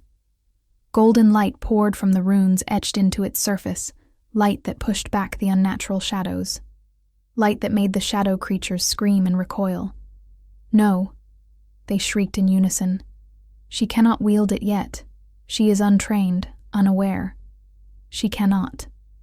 And yet she does, Theron said, and there was fierce pride in his voice. He raised his own weapon, a massive sword that gleamed silver in the blade's golden light. Warriors of the North, your king commands you. Destroy these abominations. Send them back to the void where they belong. The battle that followed was chaos. The shadow creatures attacked with inhuman speed and coordination, their forms shifting and darting through the trees. Theron's guard met them with disciplined precision, silver weapons flashing, fire arrows lighting up the darkness. Kira clung to Tempest with her legs, holding the glowing blade aloft, and found that its light acted as both shield and weapon. When shadow creatures tried to approach, the golden radiance pushed them back, burning them like acid. But she could feel the drain on her energy, feel her wolf's power being pulled through the blade and out into the world. She would not be able to maintain this for long. "Theron," she gasped, feeling her strength begin to waver. "I cannot hold it much longer." "You do not need to," Theron replied, cutting down a shadow creature that had gotten too close. "You have already done what needed to be done. The blade's light has disrupted their ritual circle, broken whatever spell they were weaving. Fall back." He signaled to his guard, and they began a fighting retreat, moving back toward the main body of warriors while maintaining their defensive formation. The shadow creatures pursued but seemed weakened, their movements slower, their forms less solid. By the time the company had regrouped and the warriors had reformed their lines, the creatures had begun to dissolve, fading back into shadow and mist. "The veil pulls us back," one of them hissed as it disappeared. "But we have delivered our message. 3 nights, Luna Queen. 3 nights until you face him. And you will fail, as all who came before you failed." Then they were gone, leaving only the echo of their voices and the blood-marked ritual circle as evidence they had ever existed. Kira let the blade dim, felt its power retreat back into dormancy, and nearly collapsed from sudden exhaustion. Theron caught her, supporting her weight with one arm while still holding his sword ready with the other. "I have you," he said quietly. "You did well, Kira. Better than I dared hope." "I did nothing," Kira protested weakly. "I just held the blade." "You wielded the Blood Moon blade for the first time against shadow creatures and lived to tell about it," Theron countered. "That is no small thing. Most who tried to wield weapons of power without proper training died in the attempt. Your blood truly does carry the strength of the ancient line." Around them, the warriors were checking for injuries and securing the perimeter. Miraculously, no one had been seriously hurt, though several bore minor wounds from glancing blows. The shadow creatures had been more interested in delivering their message than in killing, which suggested a level of intelligence and purpose that Kira found deeply disturbing. 3 nights, she said, looking up at Theron. "They said the Shadow King returns in 3 nights, during the blood moon. Is that possible?" "It is more than possible," Gareth said, approaching on foot, his expression grim. "It is prophesied. The blood moon is when the veil between worlds is thinnest, when beings of great power can cross from one realm to another. If the Shadow King has been gathering his strength in the void, if his followers have been conducting rituals to weaken the barriers, then, yes, he could return on the blood moon. Then we have 3 nights to prepare," Theron said, his voice hard with determination. 3 nights to ensure Kira can wield the blade with control and purpose, to gather our forces, to be ready for whatever comes. "Your Majesty," Lady Seraphina rode forward, and for once her expression seemed genuinely troubled rather than calculated. "If I may speak plainly, 3 nights is not enough time to train anyone, let alone someone with no combat experience. Perhaps we should focus on evacuation, on protecting the innocent, rather than putting false hope in a prophecy that may be metaphorical rather than literal. The prophecy is literal, Theron said flatly. I have seen the texts, studied them for years. Only the Luna Queen can defeat the Shadow King. No one else has the power or the bloodline. Kira is our best chance. Our only chance. Then we are doomed, Seraphina said bluntly. Because that girl, sweet as she may be, is not a warrior. Will die in the first moments of battle, and the Shadow King will feast on her power. The words were harsh, but Kira could not entirely argue with the logic. She had held the blade for perhaps 5 minutes and was already exhausted. How could she hope to face an ancient evil in direct combat? I will train her, a new voice spoke up. An elderly female wolf stepped forward, her hair white as snow, her eyes still sharp and intelligent despite her age. I am Moira, formerly of the Ashford line, now serving as healer to the Silverwood pack. I knew Eleanor Ashford when we were young. I know the old ways, the old training methods. If you give me these 3 days, Your Majesty, I will teach Kira what she needs to know to survive. Theron looked at the old woman with surprise and what might have been hope. You are Ashford? I thought the line was extinct save for Kira. Most believe that, Moira said quietly. I have found it safer to let them continue believing it. But I carry the blood, though diluted through generations. I cannot wield the blade, but I can teach the one who can, if you trust me with her. The offer hung in the air, laden with possibility and risk. Theron looked down at Kira, his expression questioning. It is your choice, he said quietly. I will not force you to train with someone you do not trust. Kira studied Moira, searching for any hint of deception or malice. But the old woman's eyes held only sincerity and a deep sadness, as if she carried burdens that weighed on her soul. And if she truly had known Eleanor, if she carried the same blood, then perhaps she understood what Kira needed in ways that Theron, for all his good intentions, could not. I will train with you, Kira said, her voice stronger than she felt. Teach me what I need to know. Moira nodded, satisfaction flickering across her weathered features. Then we begin tonight. There is no time to waste, and much you must learn before the blood moon rises. If this story touched your heart, share it with someone who loves epic romance. Tell me in the comments, did you see this ending coming? The Silverwood Packlands were different from Blood Moon territory. Where Blood Moon had been built around displays of power and hierarchy, Silverwood felt more organic, as if the wolves here lived in harmony with the forest, rather than dominating it. The pack's central hall was constructed from living trees that had been shaped and coaxed into formation, rather than cut and nailed together, and the whole place smelled of pine and earth and growing things. Alpha Rowan of Silverwood greeted them personally, a tall woman with silver streaking her dark hair and eyes that missed nothing. Your Majesty, she said, bowing to Theron with genuine respect, rather than the obsequious flattery Alpha Aldrich had shown. Welcome to Silverwood. We are honored by your presence, though I wish it were under better circumstances. As do I, Theron replied. He gestured to Kira. This is Kira Ashford, the Luna Queen foretold in prophecy. Rowan's eyes widened fractionally as she looked at Kira, and Kira saw recognition there, and perhaps respect. Ashford, Rowan murmured. I did not believe any survived. You have your mother's eyes, child. Eleanor was a friend to our pack once, many years ago.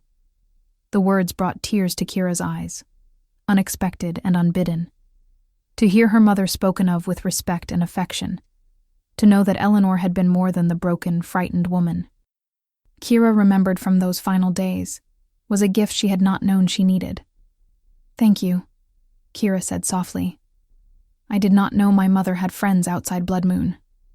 She had many friends once, Rowan said gently, before the fear drove us all to hide what we were, who we loved, what we believed. But that is a conversation for another time. You look exhausted, both of you. Let me show you to chambers where you can rest and recover. The chambers they were given were adjacent, connected by a door that could be locked from either side, allowing privacy but also easy access if needed. Theron saw Kira to her door, his hand lingering on her arm. "Moira will come for you soon," he said quietly. "Are you certain you wish to do this? The training will be intense, possibly dangerous." "I am certain of nothing," Kira admitted. "But I know I cannot hide from this. The shadow creatures spoke directly to me, called me Luna Queen as if it were already decided.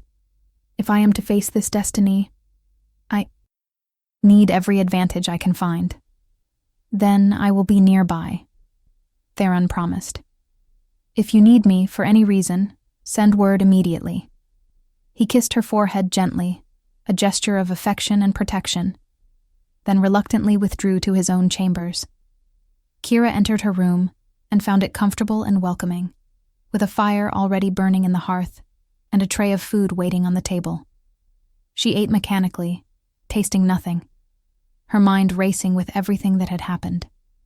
Shadow, creatures, ancient prophecies, the mate bond with a king, a blade that glowed with power she did not understand.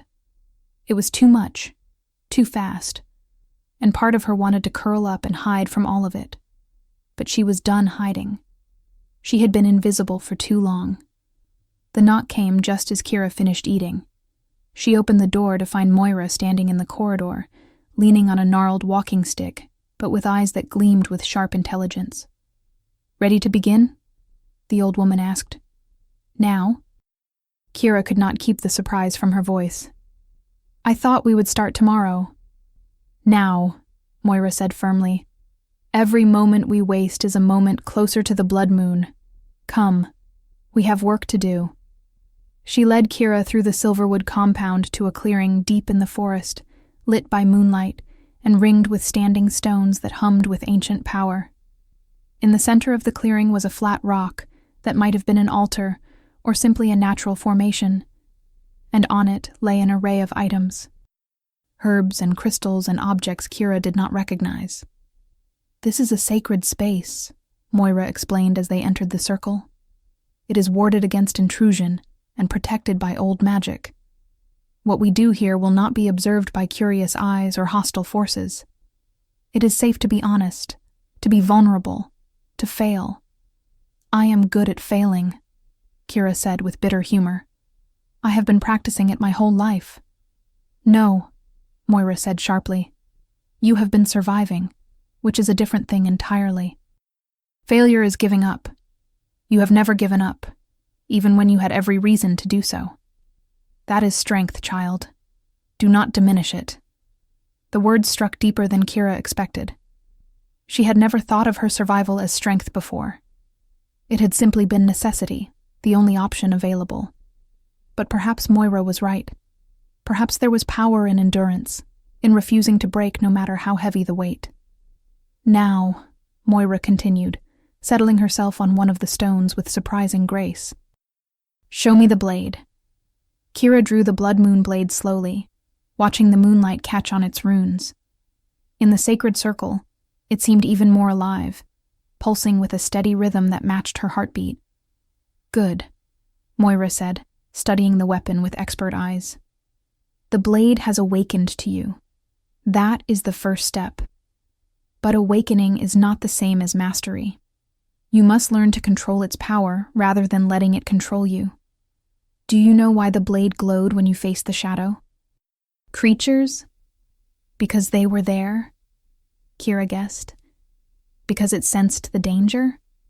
"Partially," Moira allowed.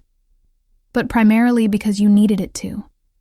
Your fear for Theron, your desperation to protect him, your refusal to be helpless, all of that channeled through your bond with the blade and manifested as light. The blood moon blade responds to emotion, to need, to the wielder's deepest desires and fears. That is both its strength and its danger." "How is that dangerous?" Kira asked. "Uncontrolled emotion leads to uncontrolled power," Moira explained patiently. "In battle, in crisis, you must be able to think clearly, to act with purpose rather than reaction. If the blade draws power based only on your fear or anger or desperation, it will drain you dry and leave you vulnerable when you most need strength. You must learn to wield it deliberately, with full awareness and control. How? The question was simple, but Kira suspected the answer would not be. By understanding yourself, Moira said. By knowing your own heart, your own limits, your own truth. The Ashford line has always been marked by this, by the need for absolute self-knowledge as the foundation for power. You cannot control the blade until you can control yourself. She gestured to the altar. Sit. We will begin with meditation, with finding your center. It is not glamorous, and it will not feel like training for battle, but it is essential nonetheless. Kira sat, crossing her legs and placing the blade across her lap. Moira began to chant in a language Kira did not recognize, old words that seemed to make the air itself vibrate. The standing stones began to glow softly, and Kira felt something shift in the atmosphere, as if a door had opened to a space that existed between the physical and spiritual worlds. Close your eyes, Moira instructed. Breathe deeply. Find your wolf. I know she has been silent, but she is there, waiting. Call to her. Kira did as instructed, sinking into the meditation with an ease that surprised her. She had never tried this before, had never thought herself capable of the kind of spiritual work that healers and shamans practiced. But as she breathed and focused, she felt something respond inside her, a presence that was both her and separate from her. Her wolf. The creature lifted its head, and Kira gasped. Her wolf was not the small, weak thing she had always assumed. It was large, powerful, with fur that seemed to shimmer between silver and gold, and eyes that held ancient wisdom. This was not an Omega's wolf. This was something else entirely. What do you see? Moira asked softly. She is beautiful, Kira whispered. Strong. Why have I never felt her like this before? Because you were taught to believe you were weak, Moira said. Because those around you expected weakness, and you unconsciously suppressed your true nature to meet those expectations. But here, in this sacred space, there are no false expectations. Here, you can be who you truly are. Kira reached out mentally to her wolf, and the creature moved closer, pressing its massive head against Kira's spiritual form in a gesture of affection and recognition. I am sorry, Kira told her wolf. I am sorry I ignored you, diminished you, made you small. The wolf made a sound that might have been forgiveness or simply acceptance. Then it did something unexpected. It merged with Kira, not a physical transformation but a spiritual one. And suddenly Kira could feel the world through wolf senses. She could smell the herbs Moira had laid out, could hear Theron's heartbeat from across the compound, could sense the shadow creature's taint lingering at the edges of Silverwood territory. Good, Moira said, and there was approval in her voice. You have found your wolf. Now, while you are merged like this, take up the blade. Let us see how it responds when you wield it as your whole self, rather than as a fractured being. Kira opened her eyes, though she maintained the deep meditation that kept her merged with her wolf. She lifted the blood moon blade, and the moment her fingers wrapped around the hilt, power exploded through her. But this time, it did not overwhelm her. This time, she was strong enough to contain it, to direct it, to shape it according to her will. The blade blazed with golden light, but the light was steady now, controlled, no longer the desperate flare it had been during the shadow creature attack.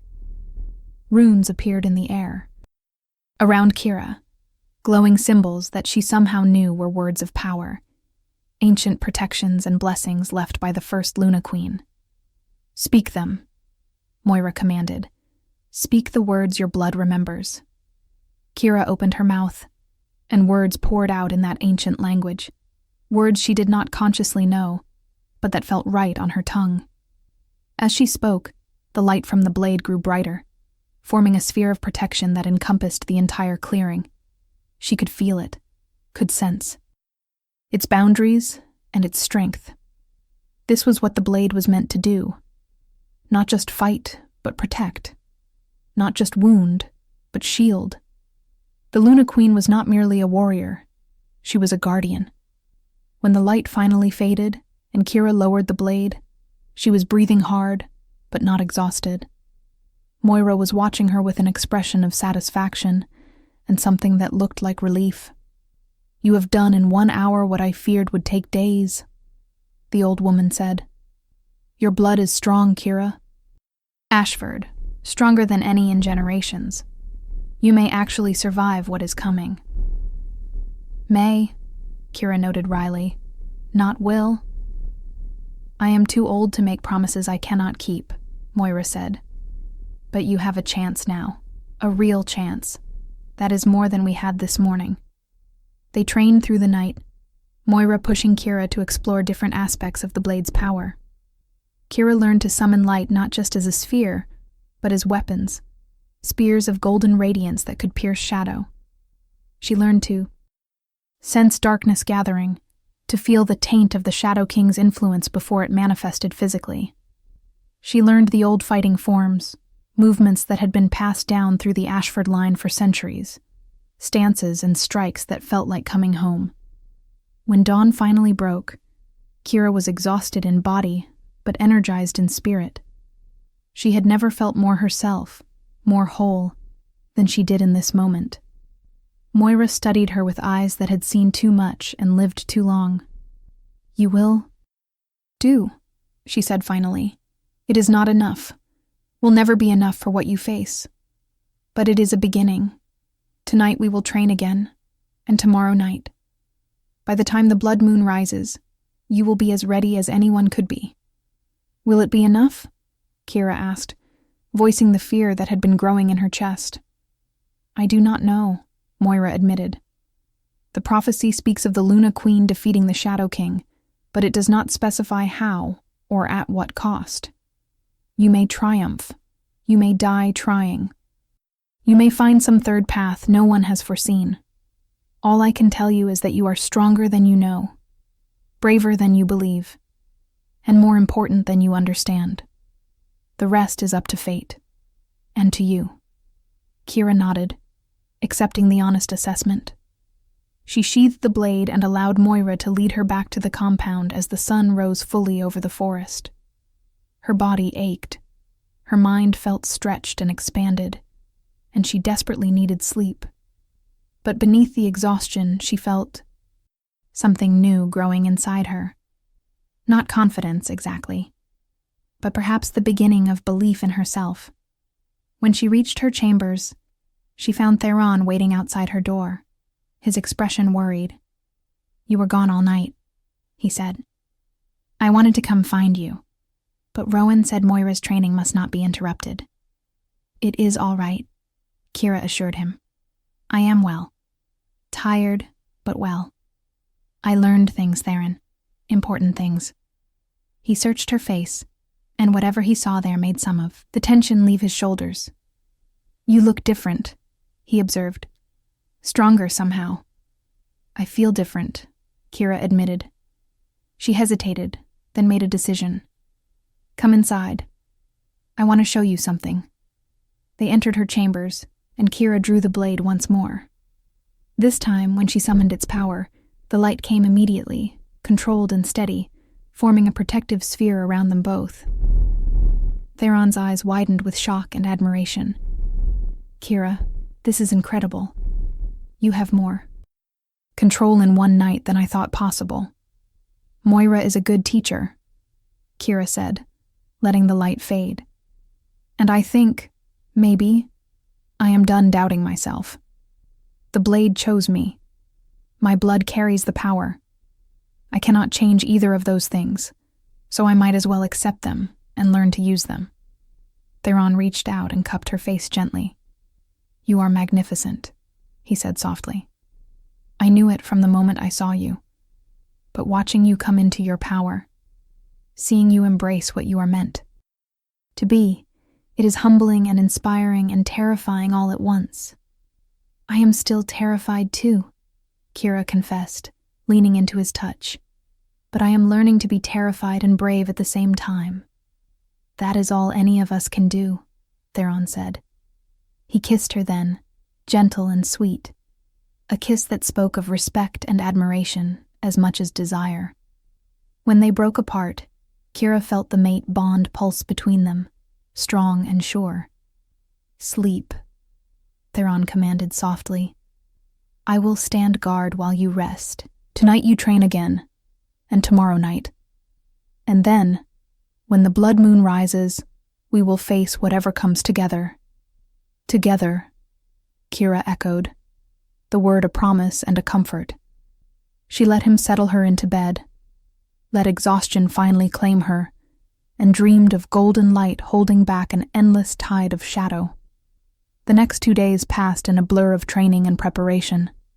Moira was relentless, pushing Kira to her limits and then beyond, forcing her to find reserves of strength she had not known she possessed. They worked in the sacred circle each night, and during the days, Kira trained in combat with Theron's best warriors, learning to fight with blade and claw, to anticipate attacks and respond with lethal efficiency.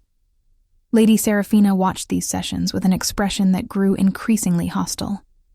She had tried multiple times to corner Theron for private conversation, to remind him of the political advantages their match would bring, to suggest that Kira's training was a waste of resources that could be better spent on evacuation and defense. But Theron had been unmoved, his attention and energy focused entirely on ensuring Kira was as prepared as possible for the coming confrontation. On the morning of the 3rd day, the day the blood moon would rise, Kira woke to find Alpha Rowan waiting in her chambers with a package wrapped in soft cloth. A gift, Rowan said, her expression kind. From the females of Silverwood. We wanted you to have something that represents not just power, but also the support of those who believe in you. Kira unwrapped the package and gasped. Inside was armor, but unlike any she had seen before. It was made from what looked like silver scales. Lightweight, but incredibly strong, and it had been crafted to fit her perfectly. The breastplate bore the symbol of the moon over crossed blades, and the entire set seemed to glow with a faint inner light. It is moon-forged armor, Rowan explained, made by the old methods. Blessed by our shamans. It will not stop all injuries, but it will provide protection against both physical and magical attacks. We want you to know, Kira, that regardless of what happens tonight, you have allies. You have pack, even if it is not the pack you were born to. The words made Kira's throat tight with emotion. She had spent so long believing she belonged nowhere, was wanted by no one. But here were wolves who barely knew her, offering support and protection because of what she represented, because of what she was trying to do. Thank you, she managed. Thank you for believing in me. We believe in the prophecy, Rowan said gently. But more than that, we believe in you. We have watched you train these past days, have seen your determination and your courage. You are worthy of what you carry, Kira Ashford. Do not doubt it. After Rowan left, Kira donned the moon-forged armor, feeling its weight settle comfortably across her shoulders. She strapped the blood moon blade to her side and looked at herself in the mirror. The girl who stared back was unrecognizable from the Omega who had served tables at Blood Moon just days ago. This was a warrior. This was a Luna Queen. The day passed in final preparations. Warriors sharpened weapons and checked armor. Shamans performed rituals of protection and blessing. Scouts reported that shadow creatures were gathering in unprecedented numbers at the border, waiting for moonrise. And through it all, Kira felt the growing pressure of destiny bearing down on her, the weight of all the lives that depended on her success. As evening approached, Theron found her standing alone in the sacred circle, watching the sky begin to darken. Ready? He asked quietly, moving to stand beside her. No, Kira admitted, but I will do it anyway. That is all anyone can ask. Theron took her hand, threading his fingers through hers. "I want you to know, Kira, that regardless of what happens tonight, I am proud of you. You have become more than the prophecy demanded, more than anyone expected. You have become yourself, and that is extraordinary. If I die tonight," Kira said, the words escaping before she could stop them, "if this goes wrong and the Shadow King wins, I want you to know that these past few days, knowing you, being claimed by you, becoming your mate, these have been the best days of my life. You made me feel valued and strong and loved. I am grateful for that. You are not going to die," Theron said, fiercely. "I will not allow it. The mate bond will not allow it. We are meant to face this together, and we will emerge victorious." "You cannot know that," Kira said sadly. "I wish I could believe it, but Moira was right. The prophecy speaks of defeating the Shadow King, but it does not promise survival. I might succeed and still die in the attempt." "Then I will die with you," Theron said, his voice absolute. "If you fall, I fall. That is what mates are, Kira. Two halves of one soul.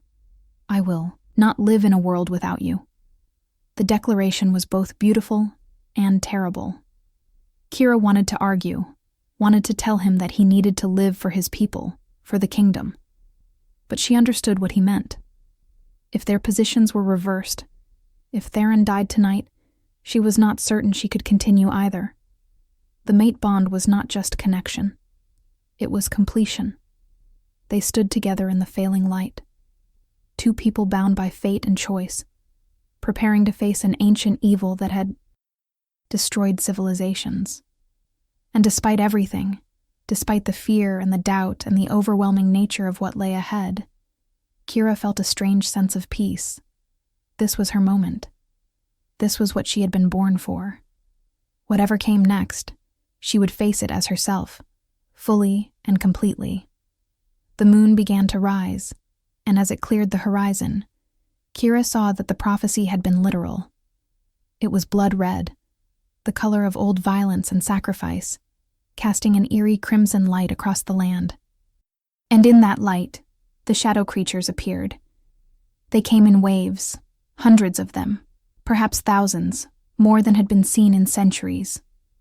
They flowed across the land like a dark tide, and at their center, a figure began to materialize.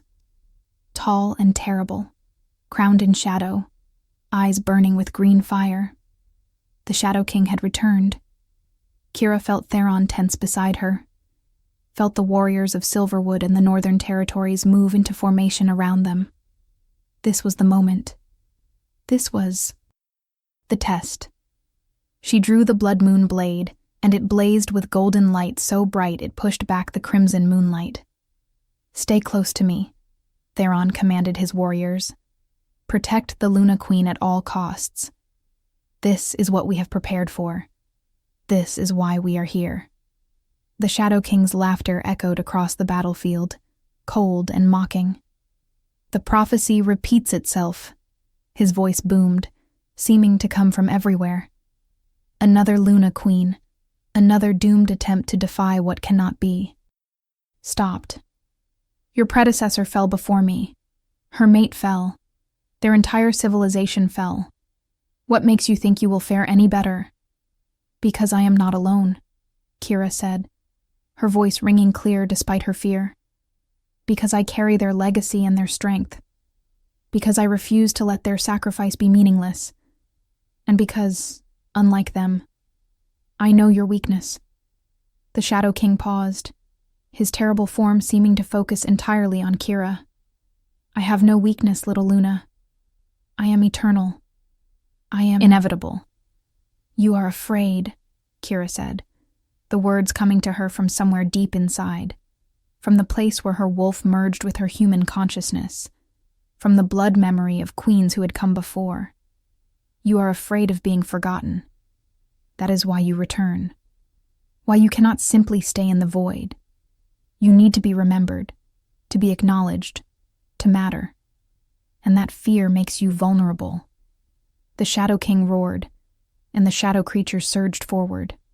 The battle began in earnest. Warriors clashing with creatures of darkness, silver weapons flashing in the blood moon's light. Theron fought at Kira's side, his sword cutting through shadows with lethal precision, his body a shield between her and the worst of the assault. But Kira was not helpless. She wielded the blood moon blade with skill and power, each strike sending shadow creatures screaming back to the void. The golden light that poured from the weapon created a safe zone around her, a bubble of protection that allowed the warriors nearby to fight without being overwhelmed. Moira's training had prepared her for this, had taught her to channel power without being consumed by it, to fight with purpose and precision rather than panic and desperation. But the Shadow King was not attacking. He hung back, watching, assessing, waiting for Kira to exhaust herself. He had all the time in the world. She had only tonight, only the duration of the blood moon to end this. "I need to get to him," Kira shouted. To Theron over the din of battle. "I need to face him directly." "That is suicide," Theron yelled back, cutting down 3 shadow creatures in rapid succession. "He is too powerful. Even with the blade, you cannot take him alone." "I have to try," Kira insisted. "This is what the prophecy demands. Luna Queen versus Shadow King. Everything else is just prelude." She saw the conflict in Theron's eyes, saw him torn between his duty as king and his bond as her mate. But in the end, he nodded, accepting her choice even as it terrified him. "Then we go together," he said. "I will clear the path. You focus on reaching him." They began to move through the battlefield, Theron cutting a swath through the shadow creatures while Kira used the blade's light to push them back. Other warriors fell in around them, forming a wedge that drove toward the Shadow King's position.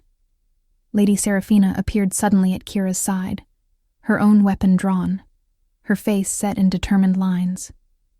"I may not like you," Seraphina said tightly, "but I will not see the Shadow King win. Whatever our personal issues, they can wait until we survive this night." "Thank you," Kira said, meaning it. Even allies of convenience were better than none. They fought their way forward, step by bloody step, until finally they stood before the Shadow King himself. Up close, he was even more terrible, a being of pure malice and ancient power, his form shifting between solid and shadow, his eyes boring into Kira with hatred that transcended time. "So," he said, his voice like grinding stone, "the last of the Ashford line comes to die before me. How poetic, how inevitable." "I am not here to die," Kira said, raising the blood moon blade. "I am here to send you back to the void where you belong. You had your chance at this world and lost. You will not have another." Bold words from one so young, so untested. The Shadow King gestured, and shadow tentacles lashed out faster than Kira could react. But Theron was there, his sword intercepting the attack, his body taking the force of the blow. He grunted in pain, but held his ground, and Kira felt rage surge through her. This creature had threatened her mate, had threatened everyone she was coming to care about, had threatened the future she was only beginning to imagine. The blood moon blade responded to her anger, blazing so bright that even the Shadow King recoiled. And in that moment of weakness, Kira struck. She lunged forward, the blade extended, and drove it into the Shadow King's chest. Where the weapon pierced him, golden light exploded outward, and the Shadow King screamed, a sound of agony and disbelief. But he did not fall. Instead, he grabbed the blade, his shadowy hands wrapping around the metal, despite the burning pain it clearly caused. "You think this ends me?" he snarled, his face inches from Kira's. "I have survived worse than this. I have endured millennia in the void.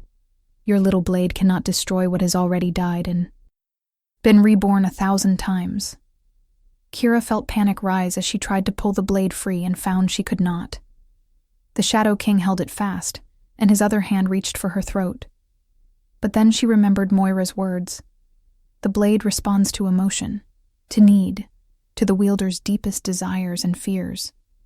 She stopped pulling. Instead, she pushed. She pushed the blade deeper into the Shadow King's form, and more importantly, she pushed her will, her power, her absolute determination through the blade and into him. The golden light expanded, no longer just surrounding the Shadow King, but invading him, filling him, burning through the shadow that made up his essence. "You want to be remembered?" Kira said through gritted teeth. "Then I will remember you. I will remember you as the fallen king who could not accept defeat. I will remember you as the shadow that was banished by the light.